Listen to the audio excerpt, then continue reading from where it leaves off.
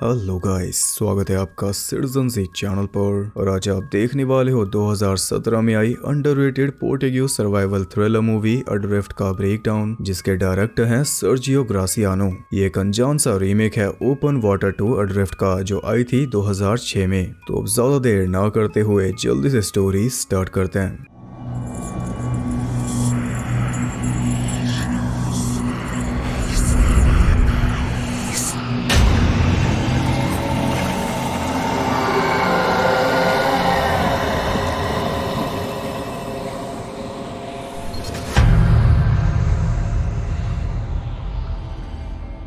Movie के start में हम देखते हैं एक मैरिड कपल एना और जाइम को, जो अपने बच्चे हेनरिक को लेकर एक आइलैंड पर जा रहे हैं, जहां से ये एना के पुराने दोस्तों के साथ एक बोट ट्रिप पर जाएंगे, जिनमें एना का एक्स बॉयफ्रेंड डैनियल भी शामिल होगा।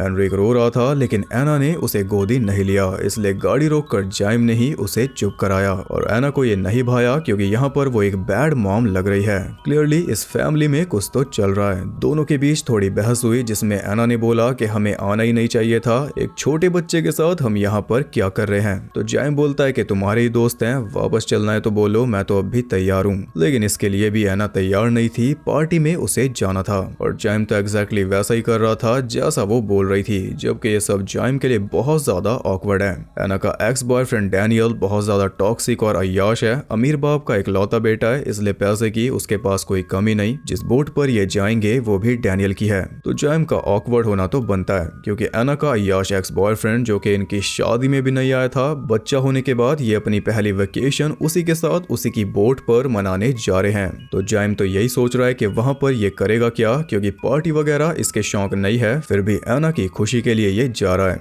वहीं एना जिस बात को लेकर अपसेट है वो है उसका वहम। इसे लगता है कि इसके दोस्त तो आज भी मौज कर रहे हैं और ये बेचारी शादी करके बच्चा पैदा करके फंस चुकी है। अब इसकी लाइफ उनके जैसी नहीं रही, तो उन्हीं की लाइफ जीने ये यहाँ पर आई है। वही बात है कि दूसरे की घास हमेशा ज्यादा हरी लगती है, पर वो तो हम अभी पास से देख ही लेंगे। बाकी दोनों के बीच का तनाव आप समझ गए। यहाँ पर आकर जैम यूजलेस फील कर रहा है, ऊपर से एना उसे और ज्यादा फील करवा रही है, क्योंकि वो खुद भी वही फील कर रही है। यानी कि इन्हें यहाँ पर आना ही नहीं चाहिए था, वही सबसे बेस्ट होता। और बच्चे को चुप कराने के बाद वो फिर से आगे बढ़े, तभी एक बाइक ने उन्हें ओवरटेक किया, जिस पर थे एना के दोस्त लॉरा और वेस्को। वेस्को का बर्थडे ही इस ट्रिप का रीजन है। जैम वेस्को को डैनियल समझ रहा था, तब एना ने क्लियर किया कि डैनियल तो कल पूरी रात अपनी बोट पर था, यानी कि ये डैनियल के टच में है। और ये जानकर तो जैम को चिढ़ना ही था।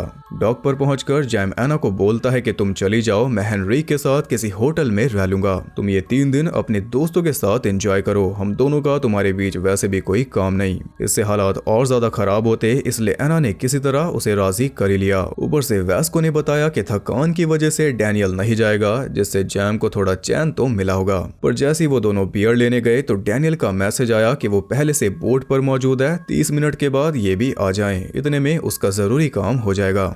एना के आने से लॉरा सरप्राइज थी, क्योंकि एना को पानी का फोबिया है, लेकिन फिर भी ये एक बोट ट्रिप पर आ गई। पर एना के मुताबिक वो बोट से उतरेगी नहीं। अब आपको जैम की इनसिक्योरिटीज और ज्यादा बेहतर पता चल रही होगी। दोस्तों के लिए ये इतना एडजस्ट कर रही है, लेकिन अपने रोते हुए बच्चे को चुप इसने कराया नहीं।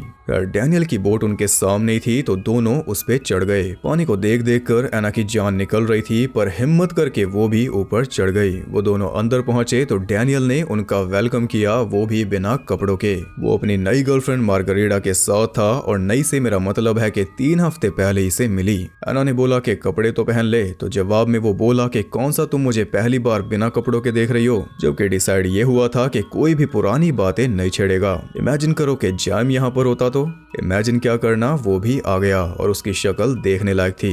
बिना कपड़ों का डैनियल और उसके साथ खड़ी है एना, फिर भी वो कुछ नहीं बोला। बाकी सब ऊपर चले गए और ये दोनों एक रूम में हेनरिक के साथ थे। तभी डैनियल बिना नॉक किए अंदर आया और आते ही उसने एना को गलत तरीके से टच किया। जैम चुपचाप सब कुछ सहन कर रहा था। डैनियल ने उसे हेलो बोला, मानो ये पहली बार मिल रहे हो, जबकि शादी से पहले जैम 3 बार इसके साथ डिनर कर चुका है। लेकिन डैनियल ऐसा दिखा रहा है जैसे ये इनकी पहली मुलाकात है। डैनियल जैम के साथ बड़ा रूड बर्ताव कर रहा था, और एना भी उल्टा इसे ही सुना रही थी कि मुझे ये भी वीकेंड अच्छी तरह बिताना है। और जाइम के मन में भी यही सवाल है कि मैं तो कुछ बुरा कर ही नहीं रहा। खैर बच्चे के सोते ही एक वॉकी टॉकी उसके पास रखकर वो बर्थडे सेलिब्रेट करने ऊपर चले गए, जहां पर वेस्को ने मार्गरीटा की तारीफ कर दी तो लॉरा गुस्सा हो गई। और वेस्को ने उसे मना लिया क्योंकि ये इसे ही पसंद करता है और ये उम्र में इससे 5 साल बड़ी है। इस बात की इनसिक्योरिटी है लॉरा को। अब डैनियल ने बोट को समंदर में और आगे पहुंचा दिया। सभी पूरा एंजॉय कर रहे थे सिवाय जाइम के। उन सब में एक वही अकेला था। डैनियल अपनी शेकी दिखाने में लगा हुआ था। वो बोल रहा था कि मैंने जो पार्टी दी है उससे बड़ा गिफ्ट कोई तुझे दे नहीं सकता, और अगर आपको लग रहा है कि वेस्को इसका पक्का दोस्त है इसीलिए इसने पार्टी दी तो आप गलत हो। ऐसा होता तो ये गिनवाता ही ना। और वेस्को का भ्रम भी उसने जल्दी तोड़ दिया। वेस्को स्मोक करने लगा तो डैनियल ने उसके हाथ से सिगरेट छीनकर फेंक दी, क्योंकि सिगरेट से बोट को नुकसान हो सकता है। नुकसान तो इसने बचा लिया पर साथ में वेस्को को उसकी जगह भी दिखा दी। तो वेस्को उससे पूछता है कि तुम्हारे ऊपर तो इन्वेस्टिगेशन चल रही थी ना, उसका क्या हुआ? लेकिन डैनियल ने हंस के बात टाल दी। वहीं जाइम अकेले में खड़ा था तो एना उसके पास जाकर बोलती है कि कम से कम एंजॉय करने का नाटक करो, जो कि वो ऑलरेडी कर रहा है। इन्हें बस ये दिखाना है कि ये एक हैप्पी कपल है। उसकी उदासी भांपकर मार्गरीटा ने उसे समझाया कि तुम तो फिर से अपनी नॉर्मल लाइफ में चले जाओगे, पर डैनियल पूरी जिंदगी डैनियल ही रह जाएगा। उसे छोड़कर एंजॉय करो। मार्गरीटा डैनियल से पूछ रही थी कि क्या मैं स्विमिंग कर सकती हूँ, पर डैनियल का कहना था कि बोट अभी नहीं रुकेगी। लेकिन जाइम ने आज के लिए काफी बकवास सुन ली। सबको इग्नोर करके वो सीधा पानी में कूद गया और उसके पीछे मार्गरीटा भी। डैनियल बड़बड़ कर रहा था पर किसी ने ज्यादा ध्यान नहीं दिया। उनके पीछे वेस्को और लॉरा भी कूद गए। बोट पर बचे थे एना और डैनियल। एना नीचे चली गई जहां पर डैनियल फिर से उसके पास आने लगा। किसिंग वगैरह चालू हो चुकी थी पर एना ने खुद को रोका और वो ऊपर आ गई। लेकिन इससे डैनियल की फीलिंग्स हर्ट हो चुकी थी, इसलिए वो जबरदस्ती एना को साथ लेकर पानी में कूद गया और पानी में गिरते ही एना को संभाला जाइम ने। डैनियल तो दूर हट गया।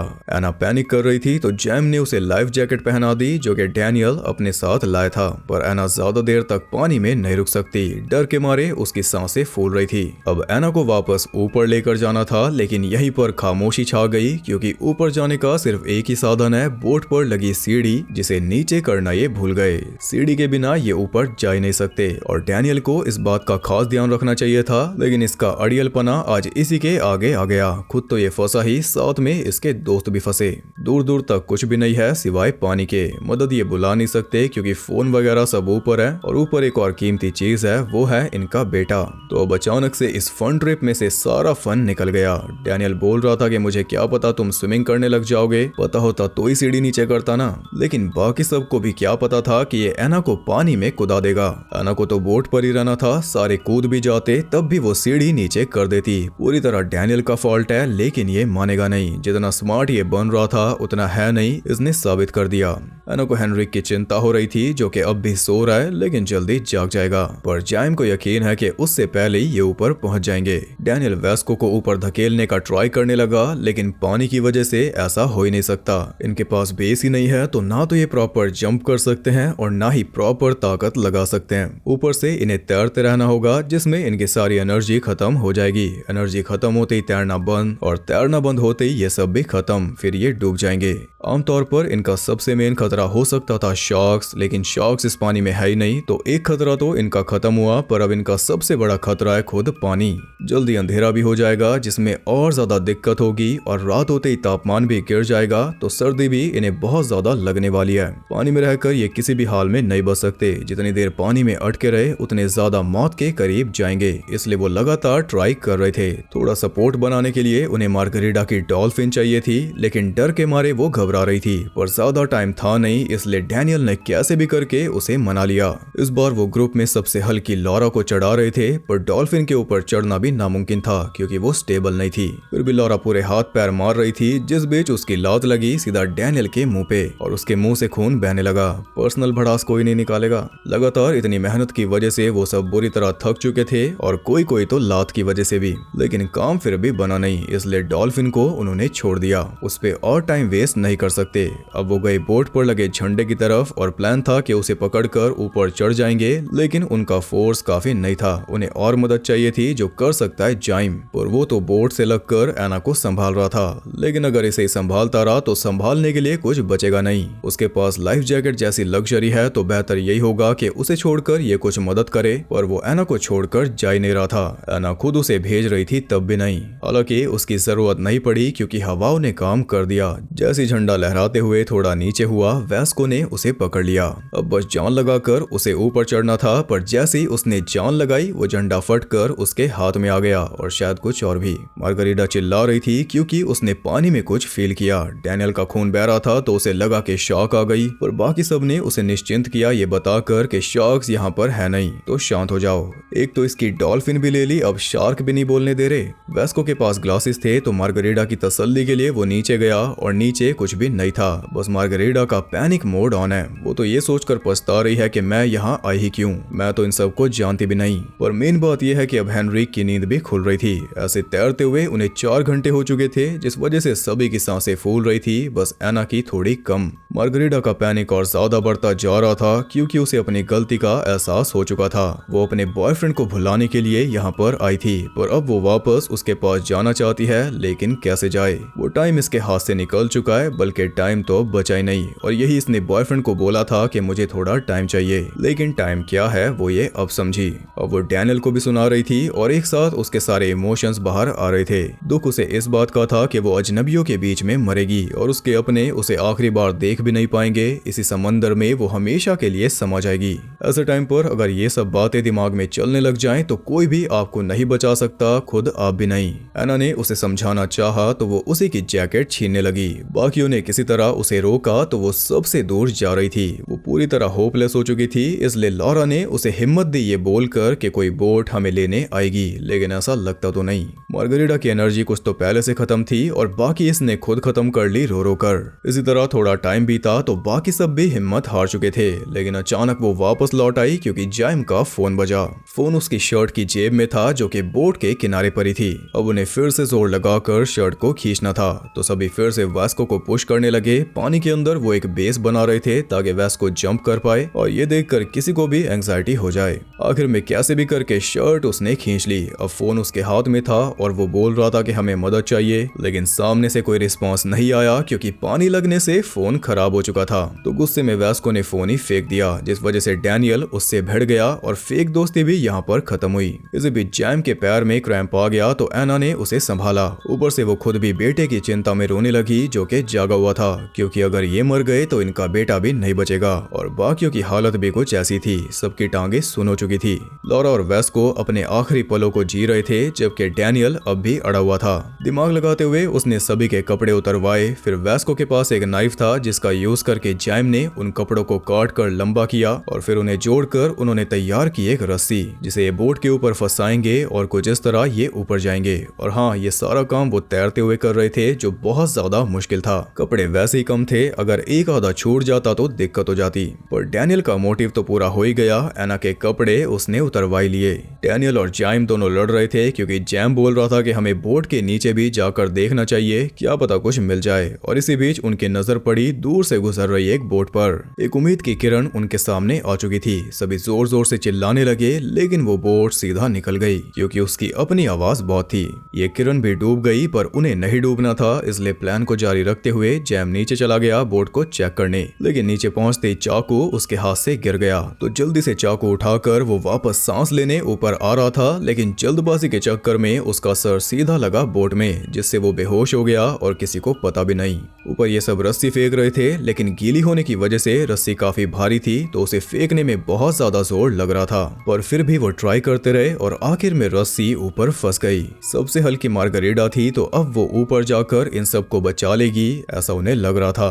अब जाकर उन्हें एहसास हुआ कि मार्गरीटा तो वहां पर है ही नहीं। ये सब इतने बिजी थे कि इन्होंने ध्यान ही नहीं दिया। डैनियल ने डुबकी मारी तो मार्गरीटा उसे मिल गई, लेकिन डेड। इसलिए डैनियल ने उसकी बॉडी को चुपचाप वहीं पर बहा दिया ताकि बाकी सब पैनिक ना करें। इनके ग्रुप का कोई मर चुका है तो ये बड़ी बात है, इससे बाकी सब भी अपनी मौत को एक्सेप्ट कर लेंगे, क्योंकि थोड़ी देर पहले तक मार्गरीटा भी इन्हीं की तरह बोल रही थी, लेकिन अब नहीं। शायद उस बोट के गुजरने के बाद ही वो हिम्मत हार गई थी। डैनियल वापस रस्सी के पास पहुंचा तो बाकी सब उससे सवाल कर रहे थे, पर उनके सवालों को टालकर वो खुद ऊपर चढ़ रहा था, लेकिन बात नहीं बनी। फिर वैस्को ने ट्राई किया, जो कि नहीं करना चाहिए था क्योंकि इसका वजन सबसे ज्यादा है, इसलिए रस्सी टूट गई। और अब आप इनकी फ्रस्ट्रेशन का अंदाजा लगा लो। स्पेशली डैनियल तो जानता है कि अब किसी भी वक्त ये सब एक एक करके मर जाएंगे, क्योंकि शुरुआत ऑलरेडी हो चुकी है और जैम भी तो नीचे है।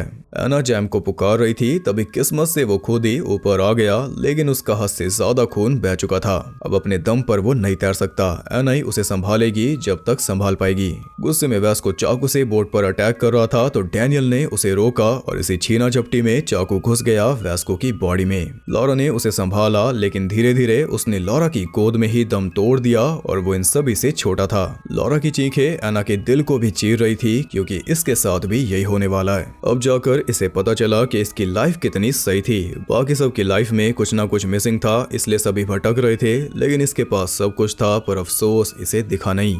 चारों तरफ पानी है, फिर भी डैनियल हद से ज्यादा प्यासा है, इसलिए वो सी वाटर ही गटकने लगा, जो दिखाता है कि ये सब अंदर से पूरी तरह टूट चुके। लॉरा डैनियल को कोस रही थी कि दोस्त से भी ज्यादा इसे प्यारे हैं इसके पैसे और बोट, लेकिन यही तो बात है कि असल में कोई पैसा बचा ही नहीं। इनका बिजनेस पूरी तरह डूब चुका है, इतना कि पैसा ना चुका पाने की वजह से कल इसका बाप जेल जा रहा है। इनफैक्ट जिस बोट में ये आए हैं ये भी बिक चुकी। ये इसका आखिरी वीकेंड था, जो सच में आखिरी बन गया, लेकिन सबके लिए। जो भी इसकी चकाचौंध से अंधे हो गए थे उन सबको कीमत चुकानी पड़ी, और कईयों की तो गलती भी नहीं थी, जैसे कि जाइम और हेनरिक की।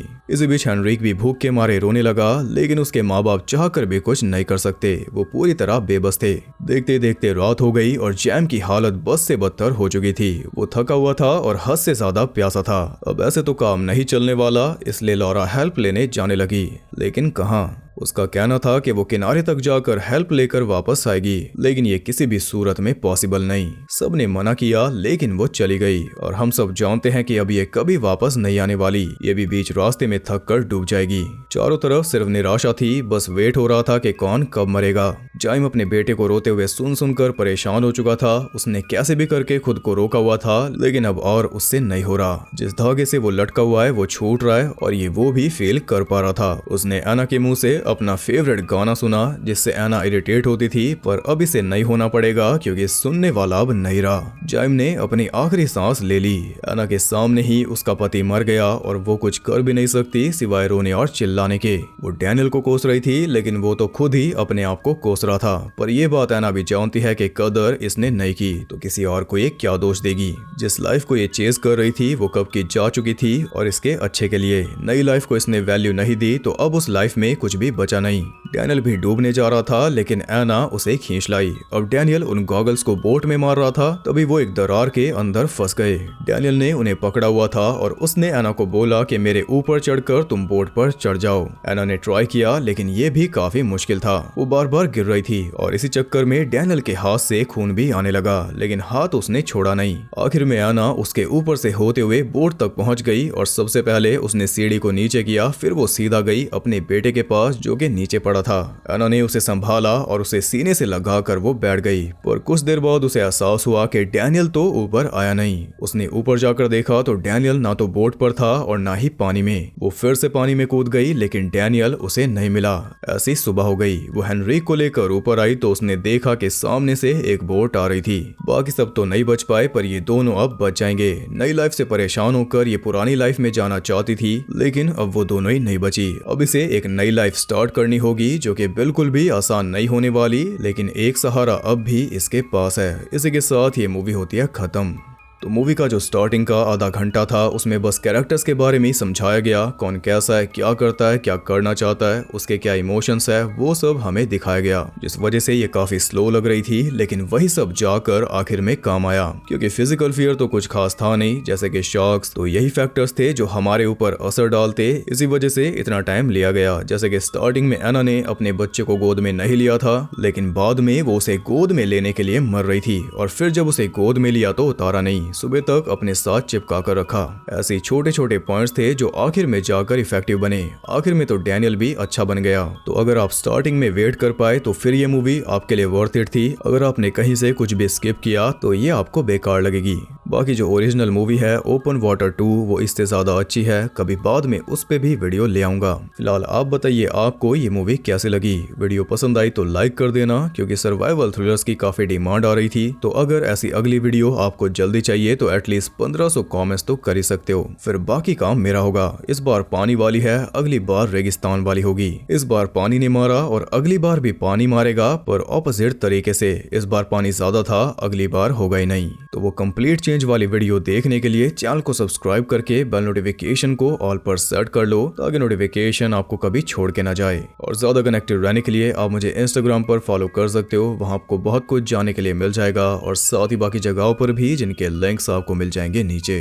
कर लो यार इंस्टा पे फॉलो। बाकी मैं आपसे मिलूंगा अगली वीडियो में, तब तक के लिए सबको बाय।